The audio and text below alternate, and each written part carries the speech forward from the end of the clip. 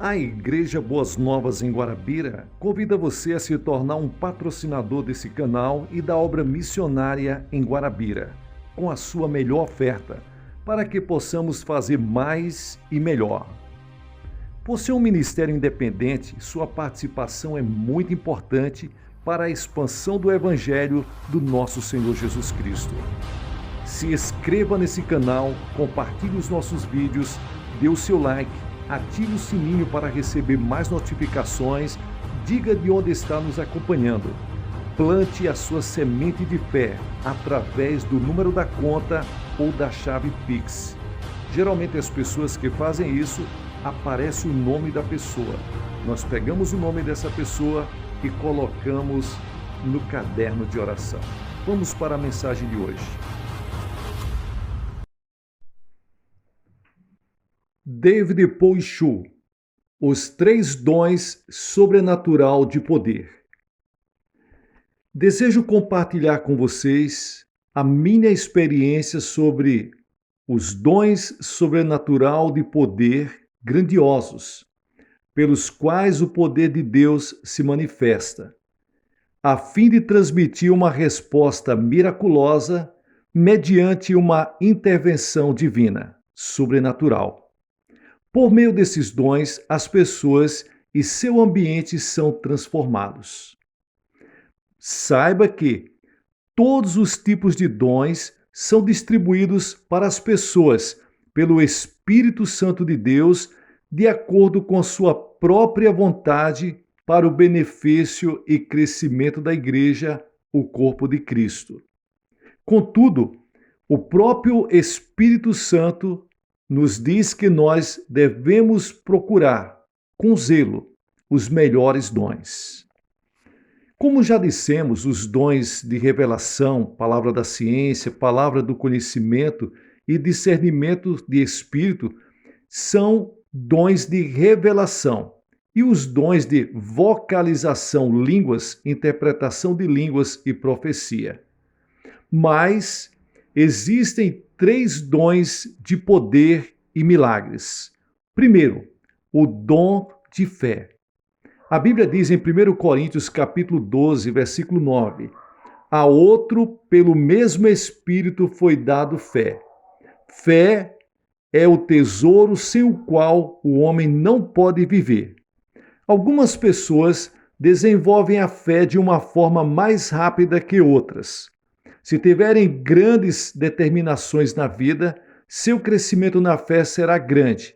Porém, em outras pessoas, este mesmo crescimento é mais lento, pois são pessimistas e negativas. Mas pensemos agora sobre a fé cristã.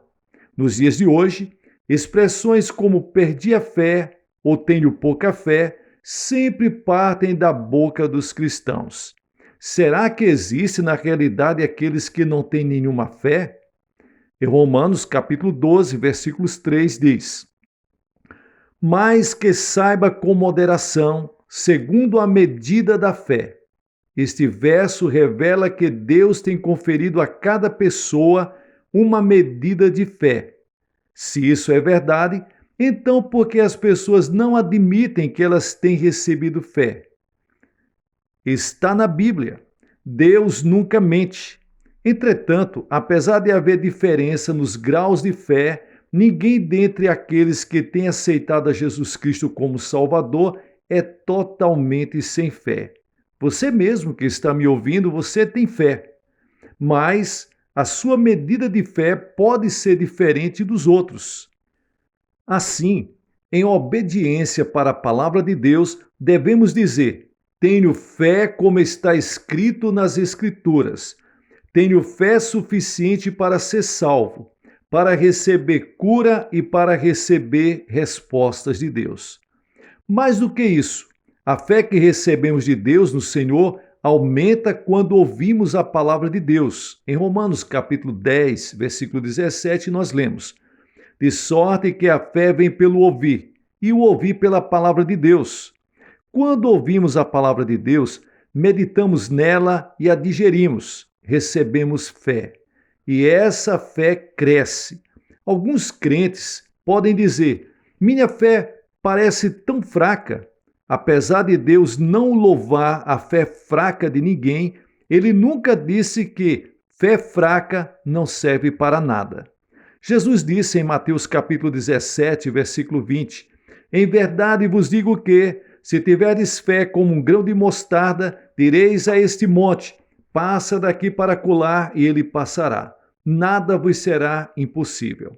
Esta palavra ensina que não é importante ser a fé forte ou fraca, grande ou pequena, mas sim que você tenha fé viva e não morta.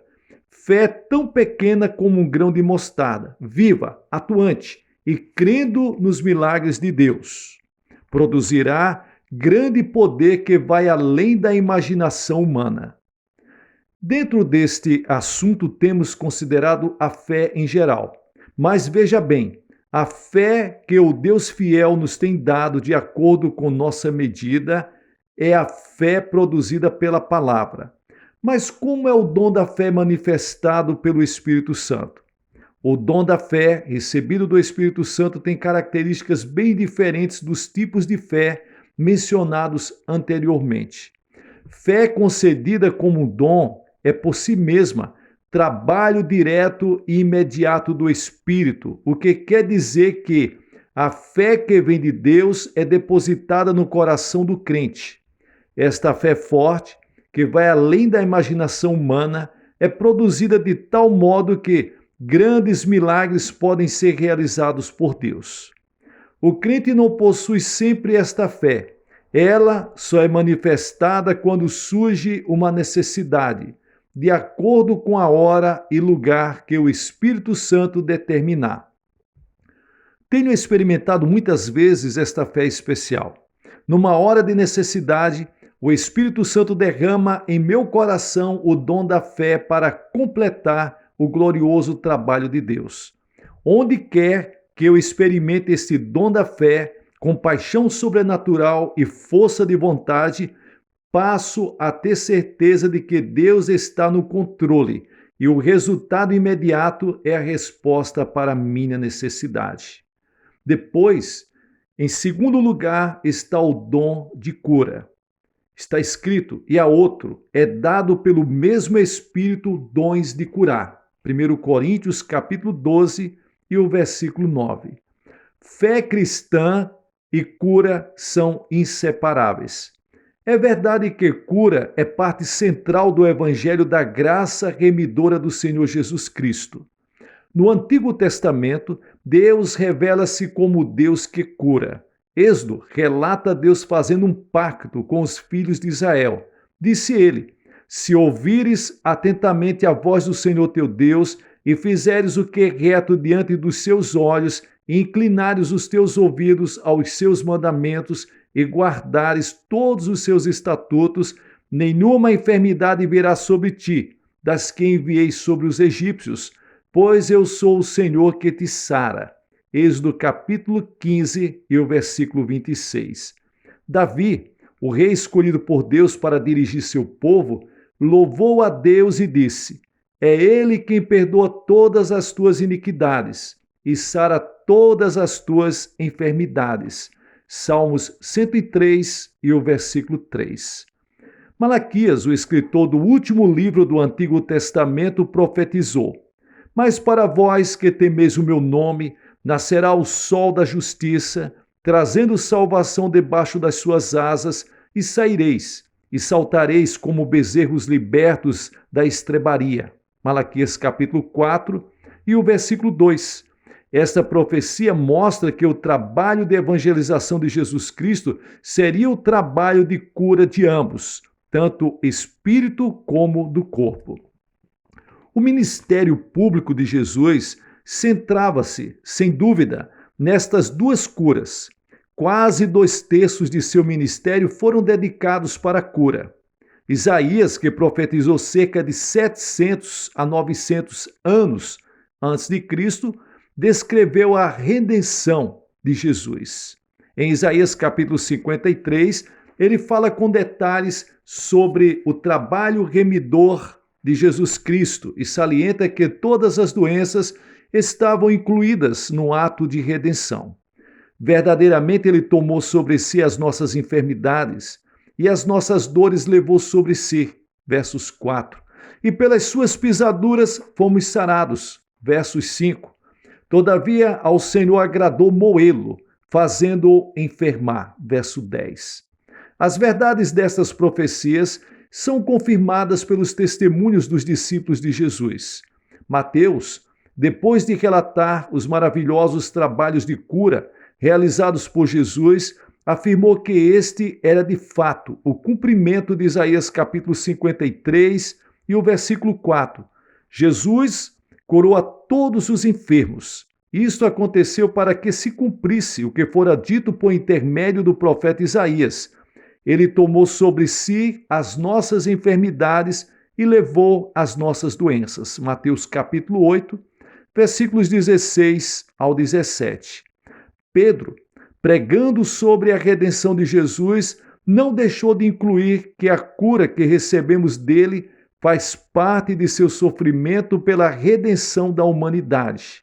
Pelas suas feridas fostes sarados. 1 Pedro capítulo 2 e o versículo 24. Então, o último e maior mandamento de Jesus, entregue momentos antes de ser arrebatado ao céu, refere-se para a expulsão de demônios e curas.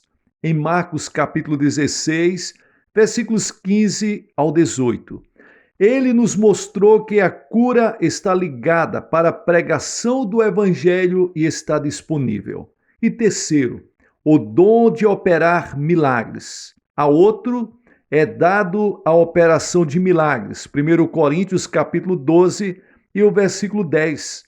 A palavra milagre refere-se ao marcante ou surpreendente evento que acontece pela direta intervenção de Deus, sem seguir as conhecidas leis da natureza. O milagre é a suspensão temporária de leis comuns da natureza e a intervenção de um poder sobrenatural.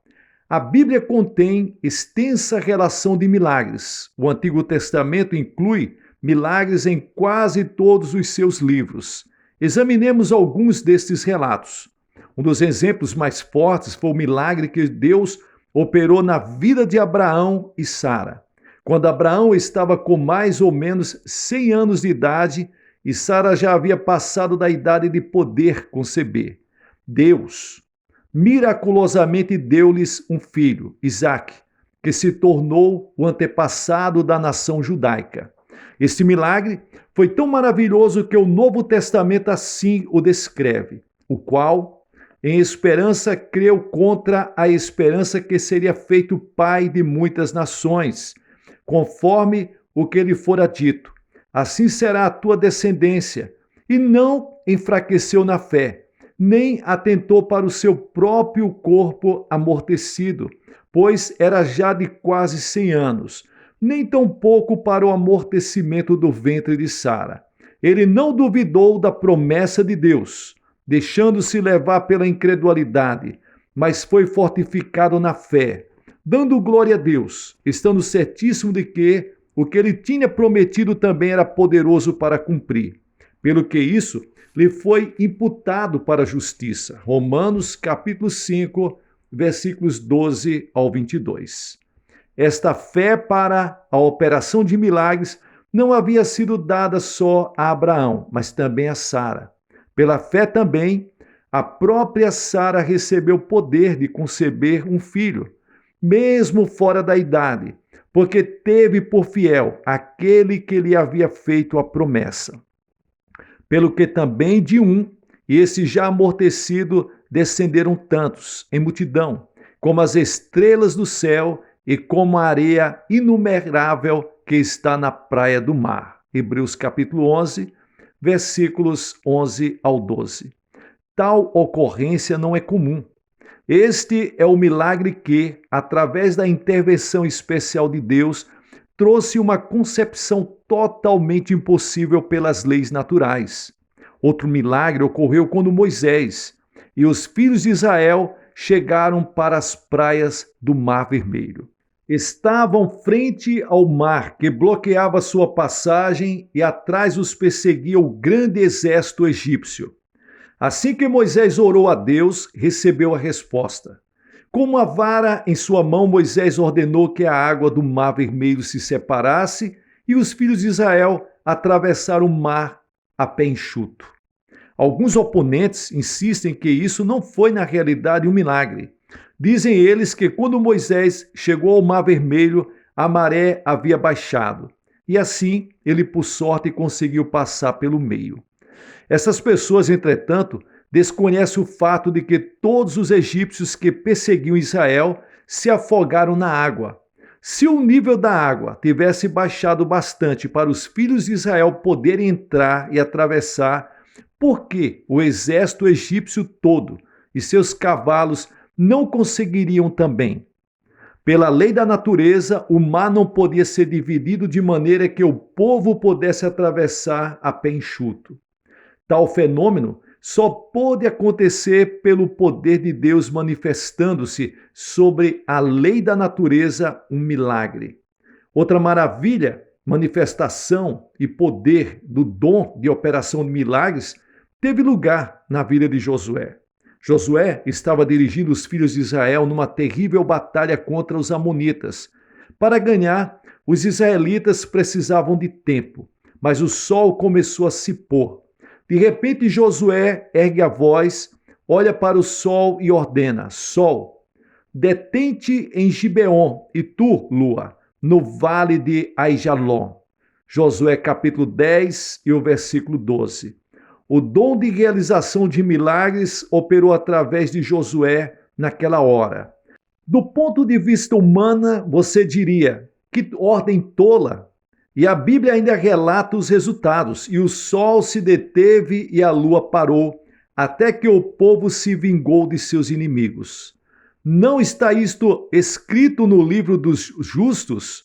O sol se deteve no meio do céu e não se apressou a pôr-se, quase um dia inteiro. Josué capítulo 10 e o versículo 13.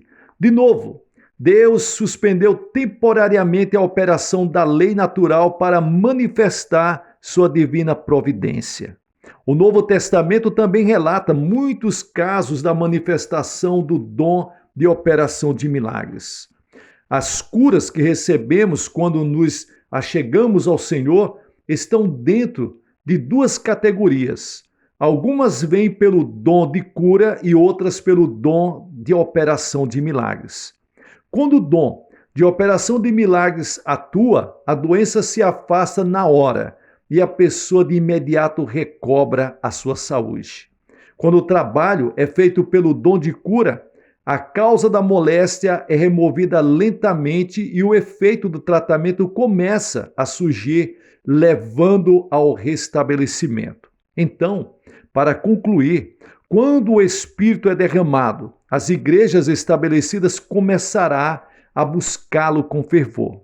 Os crentes, porém, devem estar preparados para combater doutrinas errôneas ou heréticas que surjam e que procuram imitar o trabalho do Espírito Santo.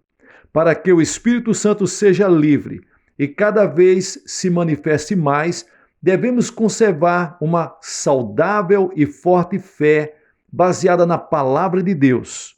Para isto, o entendimento básico da doutrina do Espírito Santo é indispensável. Este é o propósito deste sermão: esclarecer, ensinar e encorajar crentes a santificarem suas vidas, orando para maior derramamento do Espírito Santo prestes a chegar.